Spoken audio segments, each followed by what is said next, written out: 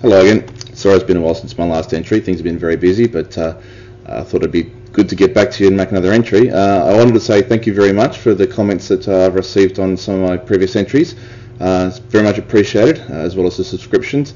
As a result, I've decided to try and get into this more frequently so you guys can have something to watch, and it's fun for me to do, so it'd be great if I could do it more frequently.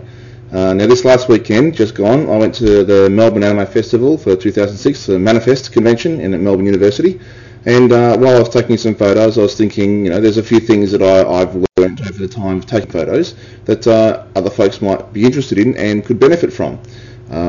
Lots of people love taking photographs at conventions, particularly the cosplayers, but these tips can apply to just about any sort of event, weddings, parties, that kind of thing. So while I'll be referring to cosplayers as the subject of this tutorial mostly, it can apply to a whole range of things. Now, I've come up with a whole range of tips that you can listen to and perhaps take note of and use in the future. Of course, anything I say is just my own opinion. I'm not an expert on this, but I've taken quite a few photos, so what I've learned I might be able to offer to help you. The first and most important thing of any suggestion I would ever make when taking photos of cosplayers or any event, number one, always respect the cosplayers. Always respect the subject. When I'm referring to a subject here, I'm just talking about any general photographic subject, a model, anyone you're taking photographs of. The most important thing is to give them the respect they deserve. They don't have to let you take photos of them. They're allowing you to do so, and it's an honour and a privilege for you to do so. They've put in a lot of hard work into their costumes. They deserve to be treated with respect for that alone, if nothing else. But there are many reasons why you should treat them with respect. Don't ask for inappropriate poses. If you take any unflattering photos, don't post them. If you wouldn't want a photograph of yourself looking like an idiot, then I'm sure nobody else would.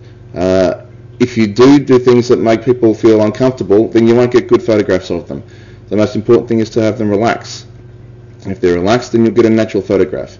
On the other hand, if you treat somebody with respect, then in the future they'll be happy to have their photograph taken by you, and they may even tell their friends about you being a good photographer, and they might like to just come up to you and ask you to have the photo taken. Now, we already briefly mentioned it's important to make the subject feel comfortable. If they're comfortable, then you get a more natural expression and they won't clam up. Some people, they just can't smile naturally in front of a camera. It's unnatural for them. They feel tense, they get nervous. The best way to help somebody feel at home and look normal and look happy and relaxed is to just talk to them. Ask them about their costume, ask them how their day's been, have many people taken photos of them, what they think of the convention, even the weather. Whatever it is, just talk to them while you're taking photos.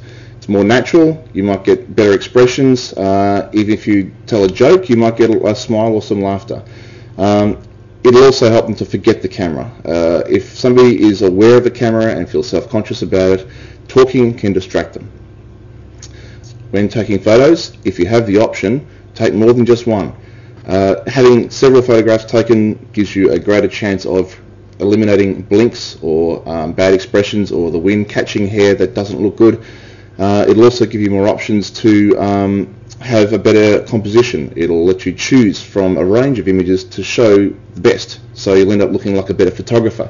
Getting rid of the bad shots, the out of focus shots, you'll have better images as a result. Next, composition.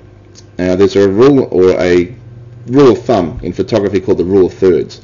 It basically says that when you take a photograph of a subject, it looks more interesting if the points of interest are on the 1/3 marks. That is, if you're taking a portrait in a portrait aspect, then things that are vertical, like trees or people standing, look more interesting if they're not dead center, but on the 1/3 of the frame. Same goes for horizontal lines, like horizons or lines of rows of trees or the road or something like that. More interesting if it's on the lower third or the top third line rather than dead in the middle. Of course, that rule is made to be broken, but it depends on the subject. Usually though, if you keep things on the line of thirds and where the third lines intersect, keep the points of interest such as the face or whatever you're trying to focus on, keep that on the intersection between those lines of thirds. That generally works best as the composition.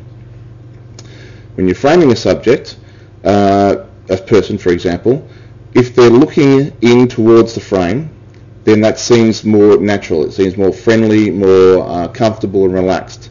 If somebody is looking out of the frame, that is, they're on the third and they're looking out rather than in towards the centre, it's more aloof, more distant. It has a sort of a slightly negative feel about it. I don't know why. It just seems to be sort of psychology. That can be an effect you want to go for. If the character the person is cosplaying is an aloof character, then looking out can look mysterious and suit the character. But generally you want to have somebody looking in towards the middle of the frame, at least have their head turned in that direction. Straight on can look good, but that's quite confronting, again, unless that's what you're going for. The most boring angle is straight ahead. Getting down, crouching, kneeling, even lying sometimes can make a dramatic improvement in the composition. Going overhead, looking down, that gives the impression that the subject is smaller or is more open. You've got more environment around them. You see less of the person and more of the environment. Looking up at someone makes them look more powerful, stronger, in control of the situation. Again, that depends on the character that they're role-playing, but it can make a big improvement on the composition of the image. Generally, if I'm taking a photograph, I always kneel or crouch, just to get a slight difference in the angle that you're normally used to, so it looks more interesting. Sometimes it could be useful to tilt the camera to fit the content if the person is posing in a way that fits a diagonal composition better, even just as interest, to make the image look more dynamic, more active. This can be a bit disorienting though, so try and use it sparingly. Also, don't be afraid to try angles that aren't commonly seen.